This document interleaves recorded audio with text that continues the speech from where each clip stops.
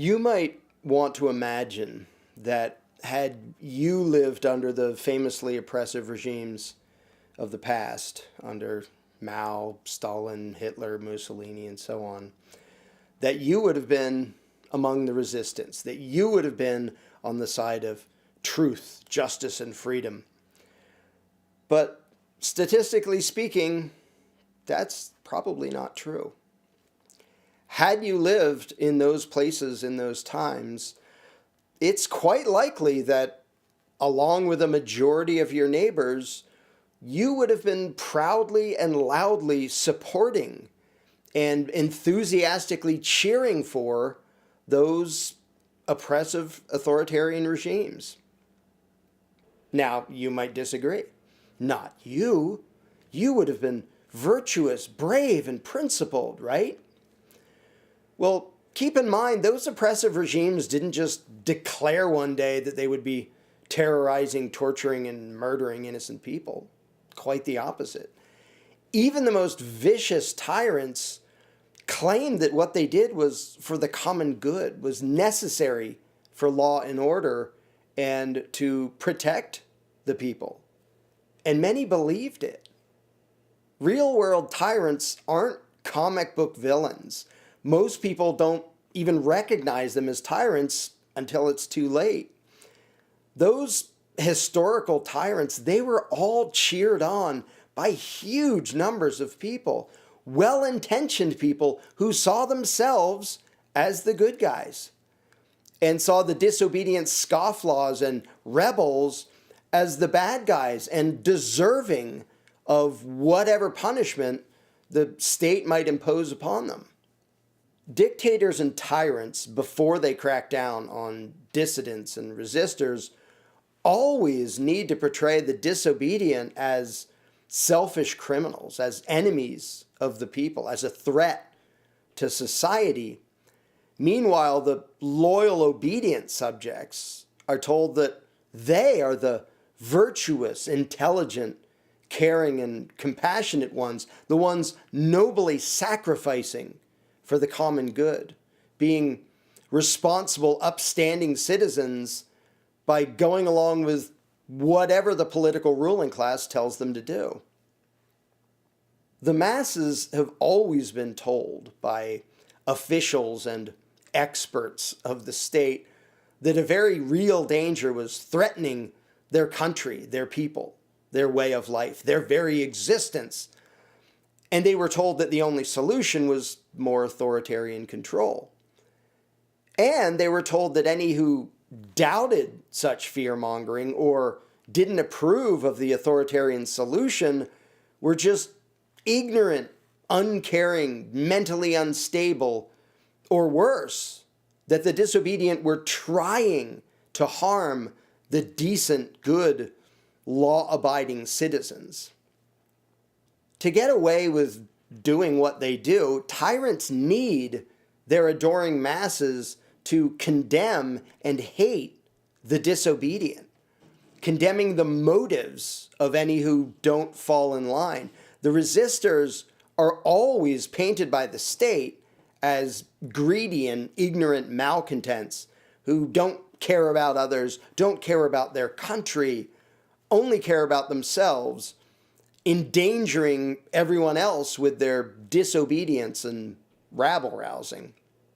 Those in power can't have the masses even considering the possibility that the people disobeying and resisting also have good intentions and good reason for disobeying, that they care just as much, that they too are trying to do the right thing.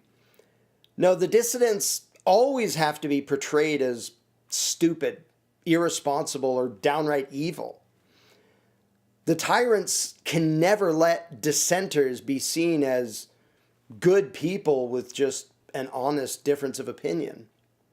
So to avoid that, those in power go to great lengths to vilify, censor, and silence any and all opposing opinions. So the masses don't ever hear why those other people believe and behave differently. Because if the people were exposed to competing ideas, they might change their minds. So any skeptics or critics of state power have to be demonized, painted as callous villains. Their beliefs have to be mischaracterized, and their intentions have to be maligned. And most people who lived under those regimes, having spent so much of their lives subjected to authoritarian indoctrination, didn't have the thinking skills or the mental fortitude to even begin to question what they were told by the authorities. They had been taught to believe that government knows best and that it's there to protect the people. And even if those people had the ability to assess things objectively, which they didn't, the masses would never actually hear an open, honest public discussion or debate anyway. Those in power made sure the masses would constantly hear only the officially sanctioned viewpoint broadcast everywhere and at all times.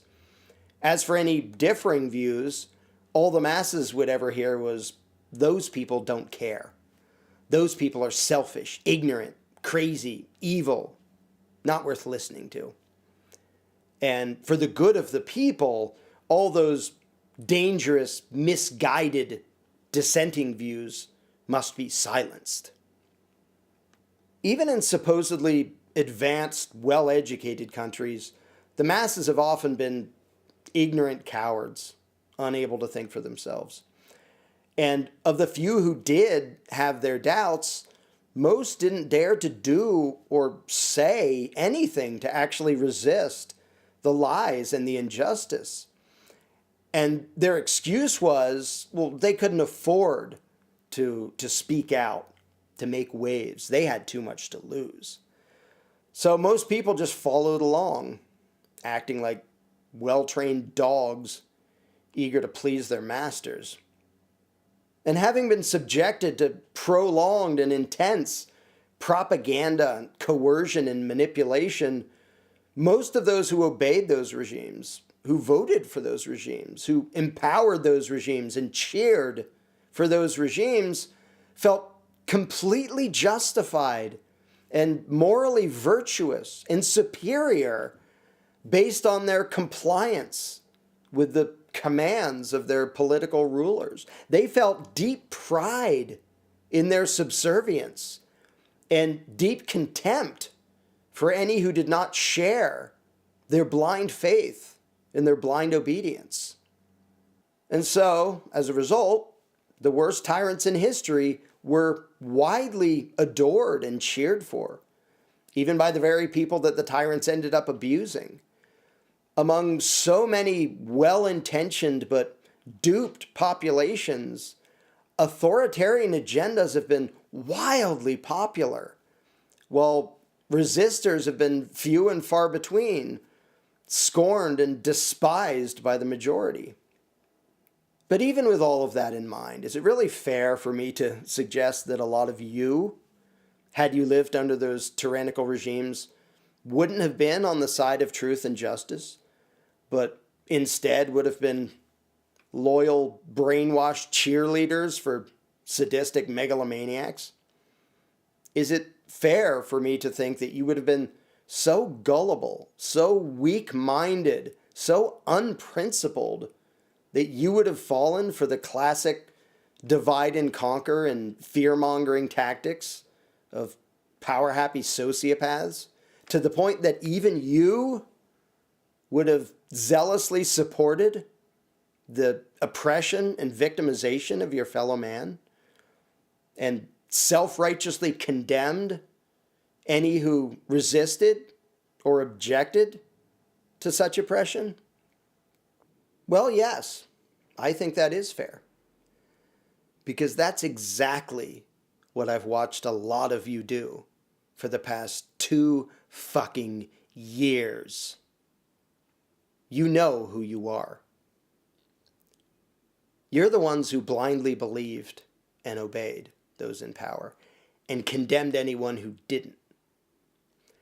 You're the ones who didn't research anything, didn't question anything, didn't look at any actual data. Instead, you fell for ridiculous fear-mongering, and then you repeated it, and you despised anyone who didn't. You jumped on the bandwagon and then felt virtuous, mindlessly accepting and pushing an insane and destructive authoritarian agenda. You know who you are. And even though the power-happy psychopaths whose boots you've been licking all this time have been caught lying over and over and over again, you still mindlessly label anyone who doesn't bow and kiss the ring as a purveyor of misinformation. You hate whomever those in power tell you to hate without bothering to listen to a word they say. Even when the government lies are obvious, the fear-mongering is obvious, the actual conspiracy is glaringly obvious, not even hidden, you still deny it, and you still attack anyone stating the truth. And you tell yourself that it's because you care more, because you're more enlightened, you're more responsible. But that is a lie. You did it because you were scared, you were ignorant, you were gullible, and you were obedient, and you tried to pass that off as virtue. It was easier and felt safer to you to believe whatever you thought the majority believed, rather than having to actually think for yourself. And as others tried to counter the obvious lies and counter the ridiculous fear-mongering and counter the psychotic power grabs, it was easier for you to just decide that those people didn't care as much as you, weren't as informed as you, weren't as responsible as you. You followed the crowd without spending one moment trying to find the truth. You kept clinging to the utterly asinine notion that the dictates and mandates from the political parasites were about safety, health, and protecting the people. You cheered for more authoritarian control to the detriment of the freedom and health and safety of everyone you know. Because your feelings mattered more to you than the truth, and mattered more to you than your fellow man. Deep down inside, I think you knew that. You were just too much of a spineless coward to do anything else. No matter how many times the political opportunists were caught lying, no matter how many times they were proven wrong and had to change their story and contradict themselves, and no matter how many times the people who you scorned were proven right, you didn't have the brains, the spine, or the honesty to admit that you were wrong.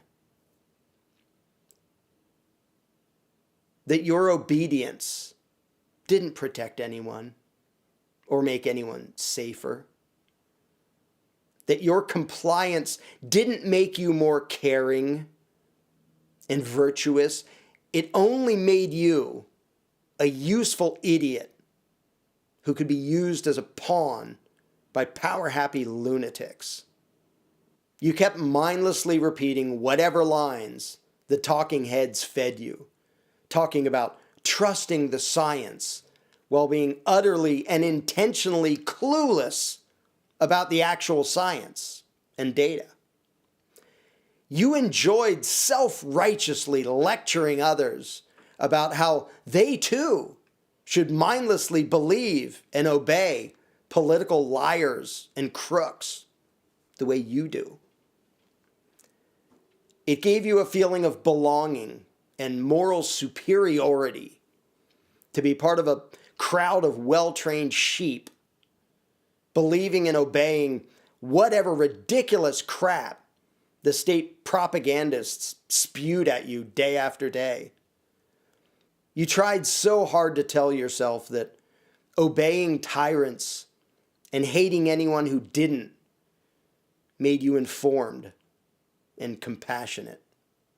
So yes, if you're one of the ones I've been describing here, you are exactly the type that supported all of those historical tyrants, taking great pride in their blind obedience, delighting in condemning and attacking any who had the brains and the courage to actually question things, to speak out, and to disobey the insane and deadly authoritarian agendas. And now, as the truth is coming out all over the place, what you will probably do is get very quiet and hope that no one remembers how you supported and repeated the lies. You supported the destructive dictates and restrictions that destroyed millions of lives. You hope people will forget that you were a cheerleader for authoritarian evil. So if you want to deny that you would have done the exact same thing had you lived in those other times, in those other places, then maybe right here and right fucking now, you should stop empowering the worst people in the world. Admit you were wrong. Admit you were deceived. Admit that you helped cheer for immoral and destructive authoritarian coercion and injustice, that you helped push the agenda of megalomaniacs and murderers. And don't pretend that your supposed good intentions are a valid excuse for what you were part of, for what your compliance helped make happen. Unless you think that those who empowered those other murderous regimes in history should get a pass as long as they meant well. And once you've acknowledged what you did, then stop being an apologist for political psychopaths. Until you do, you don't deserve the respect and compassion of your fellow man. You've acted as an enabler of evil. Until you admit your mistake and change your words and your behavior, you don't deserve to be trusted or listened to. You don't deserve forgiveness. Like all the others in history who empowered dictators and tyrants, until you do what you can to correct your mistake, you deserve contempt and condemnation for the massive pain and suffering that you helped to create. And some of us won't forget.